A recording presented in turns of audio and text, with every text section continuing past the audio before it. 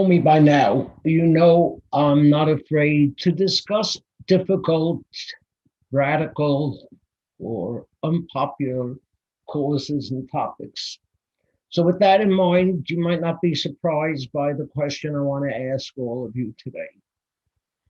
Should women be allowed to go topless in Ocean City? You should know that's a serious question. That's a question that's now in federal court, where the debate regards the sense of Ocean City being felt by the people who live there and work there and own concessions there, that this is family entertainment and that topless will cause families to stay away, while there are women who say this is their individual right. It's their body and they can do with it what they want. So, what do you think? I think I'm not going to think too much about it, but I used it as a hook to discuss another matter that pertains to this very same question. How I'm going to get to topless women in Ocean City to the problem of coronavirus in America is not easy, but thank God I have David Brooks, who wrote an article this last week in the New York Times that really captured my attention. And I felt that I have to share it with you, reading a good part of the article. It begins as follows. Could today's version of America have been able to win World War II? It hardly seems possible. The victory required national cohesion, voluntary sacrifice for the common good. America's response to COVID-19 suggests that we no longer have sufficient common good and trust. In 2020, Americans failed to socially distance and test for the coronavirus and suffered among the highest infection and death rates in the developed world. Millions decided that wearing a mask infringed on their individual liberty. The New York Times experts now believe that America will not achieve herd immunity.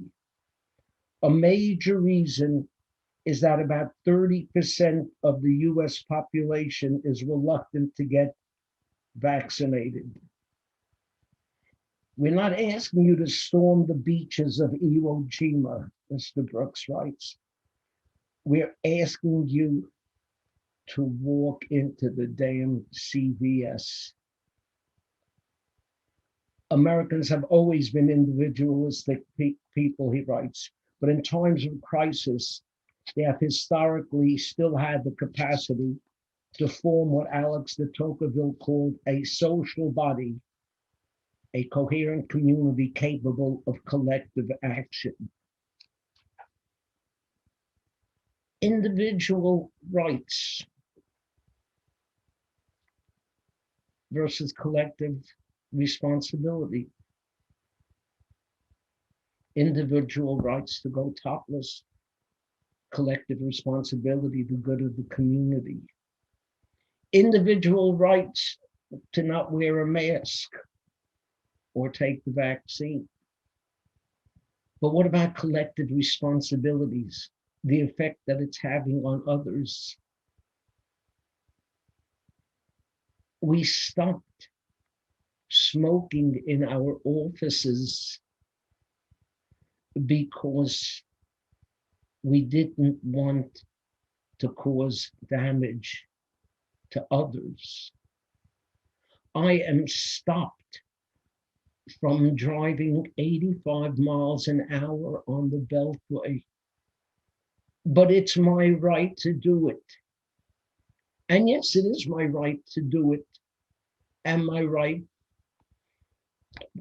to do with my life what I feel like doing. But it's not my right to crash into somebody else. I have a responsibility to him. Our Torah portion this week, the Sedra of Bamidbar, speaks of the individual rights of the Jew. Each and every Jew is counted. Each tribe has its own prince, has its own flag, has its own territory. But then on Monday, we read at the moment at Sinai, before the giving of the Torah, we are told, Vayichan Sham, and they rested there. And Rashi and others ask, why do they have this in the individual rather than the plural? And he answers, because they stood there, Ish Echad Belev Echad, with one man and with one heart. Yes, there's a time to be separate tribes and individuals, but at great moments, there's a collective responsibility to be together as a community, as a people, as a country. This individual versus collective is an issue that is separating the American people. Most every issue has to do with this globalism versus nationalism, walls or open borders, rights versus responsibilities, religious principles or secular values, right to life, or I own my own body, health needs versus community economic needs, social media or personal privacy. Yes, there's a time for individual rights, and there's a time for collective responsibility. One would have thought that a coronavirus affecting the whole world would have brought the world together. It couldn't even bring America together.